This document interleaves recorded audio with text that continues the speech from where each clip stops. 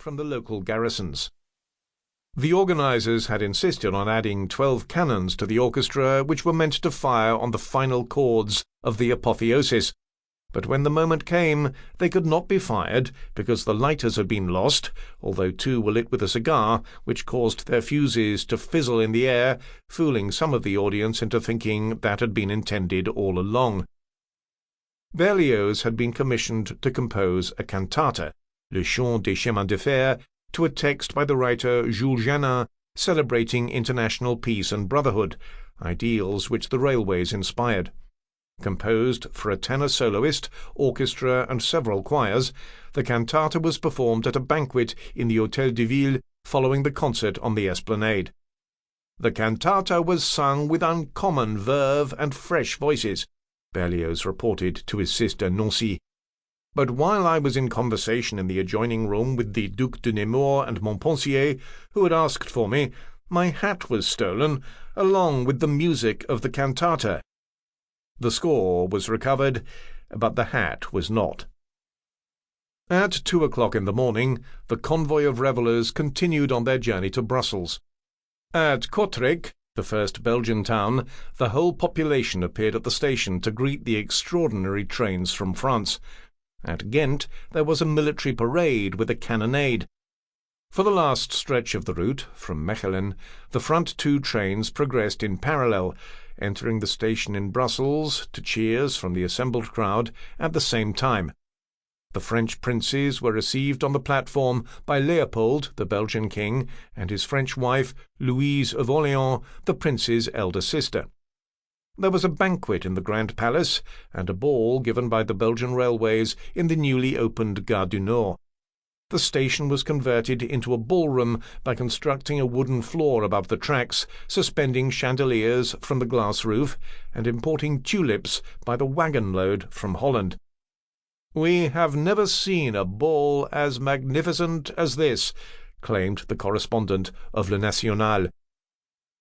In the early hours of the next morning, the visitors from France began their return to Paris.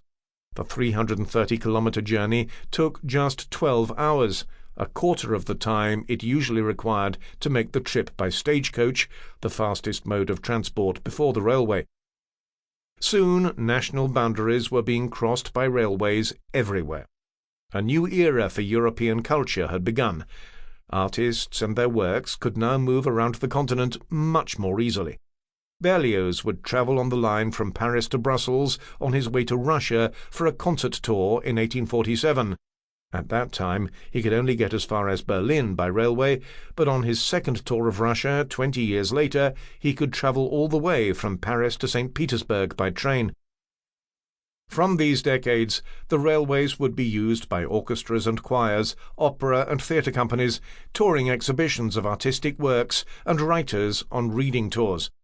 The formidable weight of many artistic enterprises, which would have required incredible numbers of horses and carriages, was relatively effortlessly moved by steam power.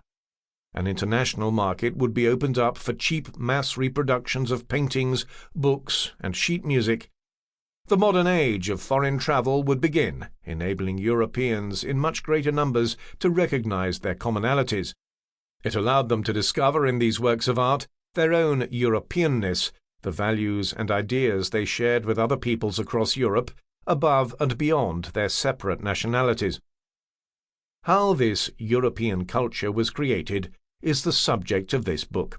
It sets out to explain how it came about that by around 1900, the same books were being read across the continent, the same paintings reproduced, the same music played at home or heard in concert halls, and the same operas performed in all the major theatres of Europe.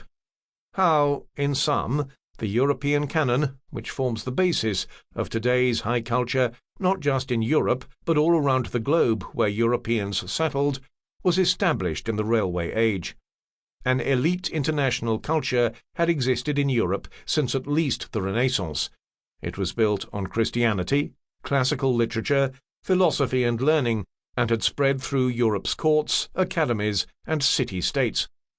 But it was only in the 19th century that a relatively integrated mass culture was able to develop right across the continent. The Europeans is an To keep listening to this audiobook for free, click the link in the description.